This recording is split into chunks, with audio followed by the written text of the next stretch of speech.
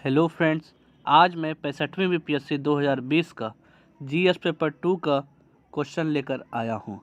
Question है, वर्तमान परिदृश्य में देश के प्रमुख मुद्दे हैं बढ़ती हुई जनसंख्या, उच्च स्वास्थ्य जोखिम, घटते हुए प्राकृतिक संसाधन और घटती जा रही कृषि भूमि। इन चारों क्षेत्रों में से प्रत्येक के लिए कम से कम 4 वैज्ञानिक प्रयासों की चर्चा कीजिए जिन्हें आप लागू करना चाहेंगे। तो फ्रेंड्स, सबसे पहले हम क्वेश्चन को भली भांति समझे। यह क्वेश्चन क्या है कि साइंस एंड टेक्नोलॉजी मतलब विज्ञान और प्रौद्योगिकी को जोड़कर पूछा गया है, जो 4 अहम मुद्दे बताए गए हैं वो हमारे देश की समस्या है। पहली कौन सी है? बढ़ती हुई जनसंख्या की जनसंख्या दिनों दिन बढ़ रही है, तो उसको हम कैसे रोक सकते हैं, कैसे कंट्रोल कर सकते हैं, कैसे उसमें साइंस एंड टेक्नोलॉजी का प्रयोग कर सकते हैं। दूसरा क्या है मुद्दा? उच्च स्वास्थ्य जोखिम। जो स्वास्थ्य है वो अच्छी प्रकार से मिल नहीं रहा है और आने वाले समय में अगर जनसंख्या बढ़ेगी तो स्वास्थ्य का भी दिक्कतें बढ़ेगी, तो वो भी बहुत बड़ा दिक्कत है। तीसरा क्या है? घटते हुए प्राकृतिक संसाधन। तो क्या हो रहा है, दिनों दिन प्रतिदिन क्या हो रहा है, जो संसाधन है, जो हमारे पास सीमित संसाधन है, वो धीरे धीरे क्या होगा, वो विलुप्त होते जा रहा है। तो ये भी एक बहुत बड़ा चैलेंज है और समस्याएं हैं। चौथा क्या है? घटती जा रही कृषि भूमि। तो कृषि भूमि जो घट रही है, तो इन सब के बारे में 4 बिंदुएं बताने हैं और इन्हें प्रयास करना है कि विज्ञान और प्रौद्योगिकी के साथ जोड़ने का, क्योंकि ये क्वेश्चन जीएस पेपर 2 का विज्ञान और प्रौद्योगिकी से पूछा गया है। तो चलिए फ्रेंड, डिस्कस करते हैं। वर्तमान समय में भारत दुनिया का दूसरा सबसे अधिक आबादी वाला देश है, जहां दुनिया की आबादी का लगभग 5वां हिस्सा रहता है। यह विश्व की जनसंख्या का 17.5% भाग है। तो फ्रेंड, जैसा कि जानते हैं कि भारत जो है जनसंख्या में दूसरे नंबर पे है चाइना के बाद, और ये दुनिया में जो है आबादी में पूरा 1/5 हिस्सा, मतलब पूरे जो विश्व है उसका 5वां हिस्सा जनसंख्या रखता है। और कितना रखता है? 17.5 भाग। तो ब्रिटेन के एक अर्थशास्त्री है थॉमस माल्थस। उन्होंने क्या किया, 1798 में अपनी पुस्तक an essay on the principle of population के माध्यम से जनसंख्या का सिद्धांत प्रस्तुत किया, जिसमें उन्होंने जनाधिक्य की समस्या के समाधान के 2 उपाय बताए हैं। तो फ्रेंड्स, एक ब्रिटेन के क्या है अर्थशास्त्री थे, उनका नाम क्या? Thomas Malthus. तो उन्होंने 1798 ईस्वी में एक पुस्तक को लिखा। पुस्तक का क्या नाम था? An essay on the principle of population. तो उसके माध्यम से जनसंख्या का सिद्धांत दिया। उन्होंने बोला 2 प्रकार से जनसंख्या को कंट्रोल किया जा सकता है। उसका कैसे कंट्रोल कर सकते? एक है प्राकृतिक उपाय, दूसरा कृत्रिम उपाय। तो प्राकृतिक उपाय में क्या बताया उन्होंने? जैसे बाढ़, सूखा, महामारी, भूकंप, युद्ध आदि जनसंख्या नियंत्रण के प्राकृतिक उपाय हैं जिन्हें प्रकृति अपनाती है। तो फ्रेंड, जैसे जनसंख्या को क्या करना, नियंत्रण करना। और प्राकृतिक में क्या हो गया, अचानक बाढ़ आ गया, अचानक सूखा पड़ गया, या जैसे अभी कोरोना पेंडेमिक है, कोरोना महामारी आ गया, भूकंप आ गया, युद्ध हो गया। तो इससे क्या हो रहा है कि जो जितने भी जनसंख्या है वो क्या अपने आप क्या हो जा रहे हैं, मर जा रहे हैं। मरने के बाद क्या हो रहा है कि जनसंख्या घट जा रही है। तो ये एक प्राकृतिक उपाय हुआ। दूसरा है कृत्रिम उपाय, जैसे विवाह की आयु का निर्धारण, महिलाओं के अधिकारों में वृद्धि, शिक्षा का प्रसार, गोद लेने को बढ़ावा, स्वयं नियंत्रण, परिवार नियोजन, जनता को जागरूक करना, प्रोत्साहन, महिलाओं को रोजगार के अवसर प्रदान करना आदि। तो कृत्रिम उपाय क्या कि महिला को आप शिक्षित करिए। महिलाओं के साथ जो कम उम्र में शादी हो रही है, तो उस शादी को रोककर एक फिक्स, जैसे कि अभी हम लोग के जो सरकार हैं उन्होंने महिलाओं का जो शादी का उम्र है वो 18 वर्ष से 21 वर्ष कर दिया है। ये अच्छी बात है, क्योंकि महिलाएं पढ़ेगी तो उससे भी तो होगा ना, विकसित होगा दिमाग कि हम दो हमारे दो पे जाएंगे। नहीं तो महिलाएं अशिक्षित रह जाती है, जिस वजह से वह समझ नहीं पाती कि किस प्रकार से जनसंख्या को हमको नियंत्रण करना है। तो ये सब दिक्कतें हैं। तो इस सब के द्वारा हम लोग कर सकते हैं कृत्रिम उपाय के जरिए। तो जनसंख्या नियंत्रण के क्या क्या उपाय हैं, तब हम लोग उस पर चर्चा करते हैं। पहली बात क्या? शिक्षा, जो सबसे अहम मुद्दा है। शिक्षा लोगों को सशक्त बनाती है। अगर महिलाओं को शिक्षित करने पर जोर दिया जाए तो महिला अपने पूरे परिवार को शिक्षित कर जनसंख्या नियंत्रण में महत्वपूर्ण भूमिका निभा सकती है। इससे न केवल महिलाएं शिक्षित होगी बल्कि रोजगार प्राप्त कर सशक्तिकरण से निर्णय निर्माण में उन्हें जगह भी मिलेगी। तो फ्रेंड सबसे जो अहम बिंदु है वो क्या है? शिक्षा है। अगर हम महिलाओं को शिक्षित, ऐसे भी हम जानते हैं कि अगर एक घर में एक महिला शिक्षित होती है मतलब पूरा परिवार शिक्षित होता है, परंतु अगर एक पुरुष शिक्षित है वह खुद शिक्षित होता है। ऐसा क्यों? क्योंकि पुरुष जो है वो क्या, तो वो तो कमाने के लिए बाहर चला जाएगा, लेकिन महिलाएं घर में रहेगी, अपने परिवार को, साथ साथ अपने माता पिता को, तो सबका ख्याल रखेगी। तो इससे क्या हो रहा है कि पूरे परिवार को वह शिक्षित कर रही है, अच्छे संस्कार दे पा रही है। तो शिक्षा के द्वारा हम कर सकते हैं, और शिक्षा द्वारा साइंस एंड टेक्नोलॉजी में क्या करेंगे, उसको ऑनलाइन पढ़ा सकते हैं। अभी तो हो ही रहा है, तो शिक्षा तो अभी ऑनलाइन चल ही रहा है इस पैंडेमिक में। दूसरा क्या, विवाह की आयु का निर्धारण। आज भारत की औसत आयु जीवन प्रत्याशा लगभग 69.27 वर्ष है। आज कई अनुसंधान से यह साबित होता है कि कम उम्र में विवाह से माँ और बच्चे दोनों को स्वास्थ्य का खतरा होता है। इसके समाधान स्वरूप विवाह की न्यूनतम उम्र को बढ़ाकर हम लोगों को स्वास्थ्य में सुधार तथा जनसंख्या नियंत्रण के लक्ष्यों को प्राप्त कर सकते हैं। तो फ्रेंड, जैसे कि मैंने पहले भी चर्चा किया है, क्या हुआ कि अभी जो हमारी सरकार है, मोदी सरकार है, उन्होंने क्या किया कि जो महिलाओं की 18 वर्ष की आयु जो विवाह सीमा थी उसको बढ़ा करके 21 वर्ष कर दिया। अब लड़के भी 21 वर्ष के होना चाहिए और लड़कियां भी 21 वर्ष की होना चाहिए, तब जाके वो आपस में शादी विवाह कर सकते हैं। तो फ्रेंड, ये अच्छी पहल है।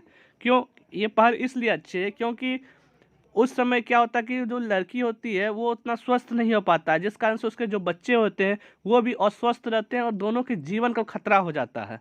तो इस वजह से क्या हुआ कि साथ ही साथ जनसंख्या नियंत्रण पर भी कंट्रोल पड़ेगा, 2 साल 3 साल बच रहे हैं, और साथ ही साथ क्या हो रहा है, बच्चे जो लड़कियां हैं पढ़ पा रही है और वो शिक्षित हो पा रही है, तो वो आगे जाके क्या होगा, देश के विकास में भी सब सपोर्ट मिलेगा। तीसरा क्या है, लैंगिक शिक्षा।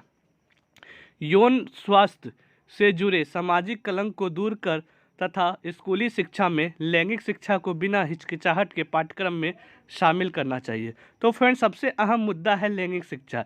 इसमें क्या हुआ कि यौन स्वास्थ्य जो है उससे जुड़ी जितनी भी बातें होते हैं वो पढ़ानी चाहिए। पढ़ाएंगे, समझ में आएगी, तो क्या होगा कि गलत आदतें नहीं पड़ेगी। जैसे कि अभी हाल में जो साइंस एंड टेक्नोलॉजी में अभी स्टार्टअप में लिया गया है कि जो लैंगिक शिक्षा है उसे कार्टून वाइज में समझाया जाएगा कि आखिर ये क्या होती है, क्या दिक्कतें हैं, क्या प्रॉब्लम। तो इससे क्या होगा कि सारे लोग अच्छे प्रकार से समझ पाएंगे। ये सब क्या विज्ञान और प्रौद्योगिकी की वजह से ही हो रहा है। लैंगिक शिक्षा को अच्छे प्रकार से सब लोग अपने मोबाइल में देख सकते हैं, समझ सकते हैं कि उससे क्या हानि है, क्या। तो इसे एक एकेडमिक रूप में भी अपनाया जा सकता है। चौथा क्या है, परिवार नियोजन। सबसे इम्पोर्टेंट है, भारत के सभी ग्रामीण क्षेत्रों में परिवार नियोजन की जानकारी को भली भांति समझाना चाहिए। उन सब में इसके सकारात्मक पहलुओं को समझाना चाहिए और साथ में आर्थिक रूप से मदद करना चाहिए। तो परिवार नियोजन में फ्रेंड क्या हो रहा है कि जो बड़े शहरी लोग हैं तो उन्हें समझ में आ जा रहा है कि परिवार नियोजन कैसे करना है, लेकिन जो ग्रामीण है तो उन्हें समझाना पड़ेगा। उन्हें प्रचार में, नुक्कड़ नाटक से बताना पड़ेगा कि परिवार नियोजन किस प्रकार से करना चाहिए, उसके क्या सकारात्मक पहलू होने चाहिए, और साथ ही साथ उन्हें उपहार भी देना चाहिए, आर्थिक मदद करना चाहिए, जिससे वो प्रेरित हो और इस पे काम कर सके। अब दूसरा था क्या कि उच्च स्वास्थ्य जोखिम के समाधान का सुझाव। उसका क्या सुझाव हो सकता है? तो पहला हम लोग सुझाव दे सकते हैं कि स्वास्थ्य के क्षेत्र में अधिक निवेश करना और बीमारी की रोकथाम को सर्वोच्च प्राथमिक देना। तो हम स्वास्थ्य में अगर ज़्यादा से ज़्यादा निवेश करेंगे, उसमें पैसे लगाएंगे, उसको समझेंगे और बीमारी को रोकथाम करेंगे, तो क्या होगा कि अपने आप क्या होगा कि हमारे जो स्वास्थ्य है वो अच्छा होगा। दूसरा क्या है, स्वास्थ्य सेवा वितरण की प्रक्रिया में सुधार के लिए स्वास्थ्य प्रणाली को मजबूत करना, समुदाय की आवश्यकता के लिए स्वास्थ्य सेवाओं के उत्तरदायित्व बनने के लिए मौजूदा सरकारी कामकाज में सुधार करना और निजी स्वास्थ्य सेवा पर समुदाय के हित में नियंत्रण को मजबूत देना। अच्छे स्वास्थ्य का अधिकार मनुष्य का जीवन के अधिकार में समाहित है, अतः स्वास्थ्य को कानून के माध्यम से अच्छे स्वास्थ्य की गारंटी देनी होगी। तो फ्रेंड, जैसे कि हम लोग के जो मौलिक अधिकार हैं तो उसमें भी स्वस्थ जीवन को जीने का हमारे जो DPSP है, मतलब नीति निर्देशक तत्व, हमारे संविधान में लिखा गया कि सब लोग स्वस्थ लोग रहेंगे, स्वस्थ जीवन जी सकेंगे, सबको ये मुहैया मिले।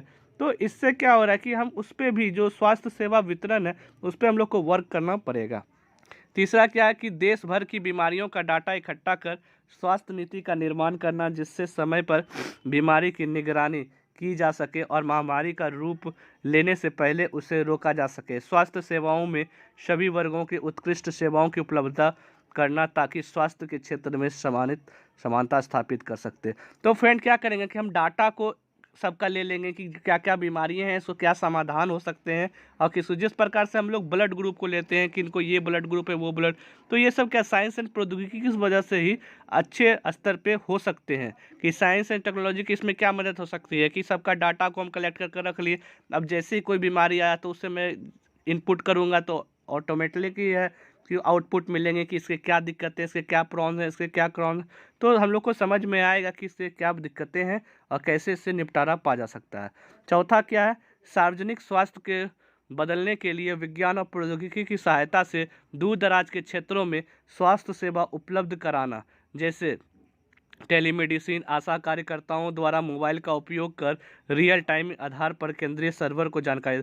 तो हम लोग साइंस एंड प्रौद्योगिकी इस वजह से क्या क्या कर पा रहे हैं कि जो सार्वजनिक स्वास्थ्य केंद्र है उसमें क्या विज्ञान प्रौद्योगिकी लाए, उससे क्या टेलीमेडिसिन ला दिए, आशा वर्कर को क्या दिए कि उसको मोबाइल का उपयोग करना सिखाएं और बताएं कि कैसे भी कोई दिक्कतें किसी को भी आए तो रियल टाइम में आप केंद्रीय सर्वर पर भेजिए, रिपोर्ट भेजेगी।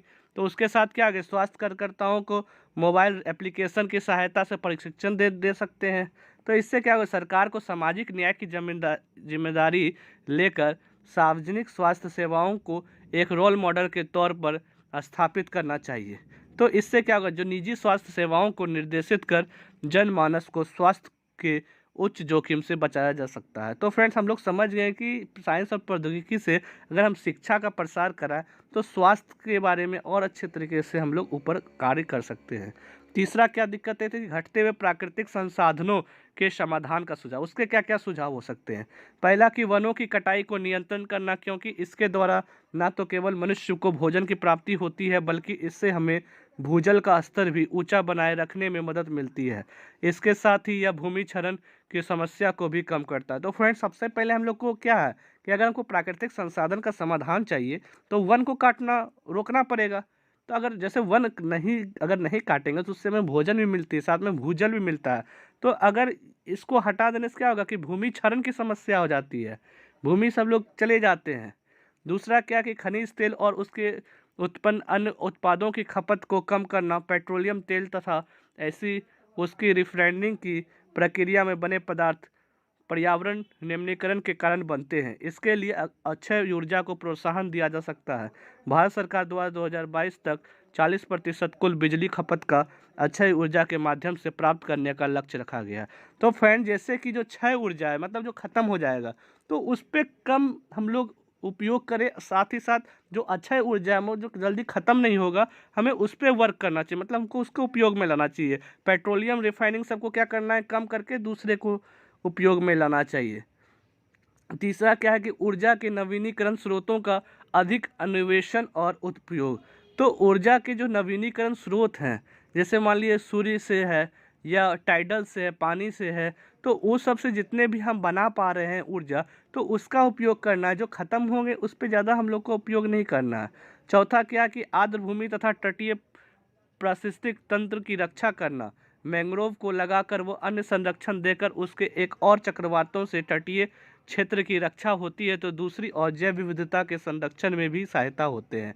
तो फ्रेंड जितने भी आर्द्र भूमि है भारत में और तटीय क्षेत्र और मैंग्रोव जो डेल्टा वाला सुंदरवन डेल्टा वाला क्षेत्र है उसको अच्छे प्रकार से हमें संभाल के रखना पड़ेगा। क्यों? क्योंकि इससे क्या जो चक्रवात आती है तो उससे बचने में सहायता मिलता है और साथ ही साथ जैव विविधता का संरक्षण में भी सहायता मिलता है।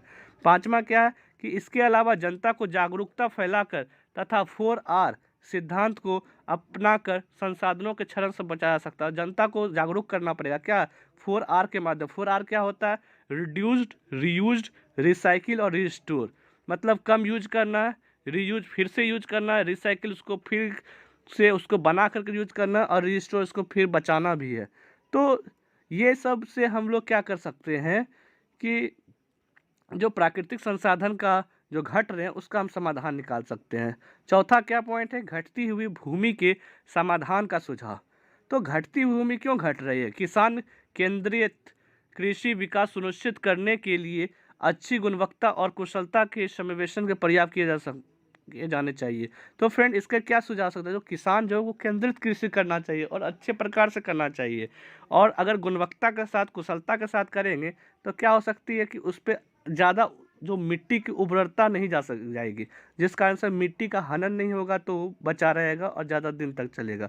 दूसरा क्या है, सहकारी कृषि एक ऐसी विधि है जिनमें किसान आपसी लाभ के लिए कृषि के कुछ क्षेत्रों में अपने संसाधनों को जमा करते हैं। इसके लिए किसान को सरकारी तथा गैर सरकारी संगठनों द्वारा जागरूक करने की सहायता करनी चाहिए। तो फ्रेंड जैसे क्या होता है सहकारी कृषि, अभी क्या हो रहा है कि अपना अपना कृषि करता है, अगर छोटे छोटे टुकड़ों में किया जाएगा तो उसमें क्या होता है, अड्डा जो अड्डा रहती है, मेड रहती है, उसको क्या करते हैं कि बार बार काटते हैं, तो जिससे क्या होता है उसकी मिट्टी जो होती है उसे क्षरण होता है। तो अगर हम सहकारी कृषि करते हैं, अगर एक ही बहुत बड़ा खेत रहता है, अगर उसमें हम कृषि करते हैं तो इसका बहुत अच्छा होगा। तीसरा क्या है, भारत में एक मजबूत और प्रभावी पंचायती राज प्रणाली जो विकासात्मक परियोजना के लिए एक संस्थागत मंच है, जहां पंचायतों द्वारा इस संदर्भ में महत्वपूर्ण भूमिका निभाई जा सकती है। फ्रेंड जो कृषि है ये तो खेत में ही होगा, और खेत कहाँ, गांव में होगा। तो गांव में क्या एक प्रभावी पंचायती राज प्रणाली चाहिए, वहाँ बहुत अच्छा सशक्त चाहिए, जो कि भारत के जो कृषि क्षेत्र है, जो किसान वर्ग है, उसको अच्छे प्रकार से विकासात्मक परियोजना के साथ संस्थागत कर सके। अगर संस्थागत अच्छे प्रकार से करेंगे तो क्या होगा कि कृषि के बारे में लोग जानेंगे और अच्छे प्रकार से फायदा उठा सकते हैं और भूमि को बचा सकते हैं। चौथा क्या, हमें विकास और पर्यावरण के बीच तालमेल बनाना पड़ेगा, क्योंकि शहरीकरण का विस्तार पर्यावरण को ताक पर रखकर नहीं किया जा सकता। तो फ्रेंड जो चौथा पॉइंट है, क्या विकास और पर्यावरण दो चीज़ें हैं। अगर हमको विकास करना तो पर्यावरण को हानि पहुंचता है, क्योंकि वृक्ष काटते हैं, उसके इंडस्ट्री लगाते हैं, तो दिक्कतें तो आती है। लेकिन हम विकास शहरीकरण के चलते हम पर्यावरण को उतना भी तो नहीं हटा सकते हैं कि सब कुछ खत्म कर दे। तो दोनों के बीच तालमेल तो हम लोग को बनाना पड़ेगा, वो जागरूकता के द्वारा बनाना पड़ेगा, इसको हमें कम यूज करके बनाना पड़ेगा। पांचवा क्या है, प्राकृतिक आपदाओं के प्रभाव कम करने के लिए नदी जोड़ों परियोजना तथा कृषि भूमि के विस्तार के लिए बंजर भूमि को तकनीकी के माध्यम से सुधार कर तथा सिंचित करने प्रयोग में लाना। तो फ्रेंड क्या हो, प्राकृतिक आपदा को बचाने के लिए क्या कर सकते हैं, नदी जोड़ों परियोजना ला सकते हैं। अगर और हमें भूमि चाहिए तो जो बंजर भूमि है उसको हम सिंचित करके क्या कृषि के प्रयोग में भी ला सकते हैं। तो फ्रेंड्स हम लोगों ने देखा कि ये जो चार अहम मुद्दे हैं, बढ़ती हुई जनसंख्या, सबसे अहम मुद्दा यही है कि जो बढ़ती हुई जनसंख्या उसी से रिलेटेड है कि जनसंख्या बढ़ेगी तो उच्च स्वास्थ्य का जोखिम होगा, क्योंकि जनसंख्या ज़्यादा हो गया। जो जनसंख्या ज़्यादा तो क्या घटेगा, प्राकृतिक संसाधन जितने हैं वो घट जाएंगे। तीसरा क्या, संसाधन कैसे घटेंगे कि भूमि को काट रहे हैं तो उससे भी भूमि का क्या हो रहा है, क्षरण हो रहा है, क्योंकि जनसंख्या बढ़ रही है। तो चारों जितने हैं वो एक दूसरे से ही रिलेटेड हैं और आपस में एक दूसरे को इंटरलिंक्ड भी कर रहे हैं। तो फ्रेंड्स हम लोगों ने इस क्वेश्चन को भली भांति समझ लिया है। तो फ्रेंड्स मिलते हैं अगले वीडियो के साथ, तब तक के लिए thank you and have a nice day.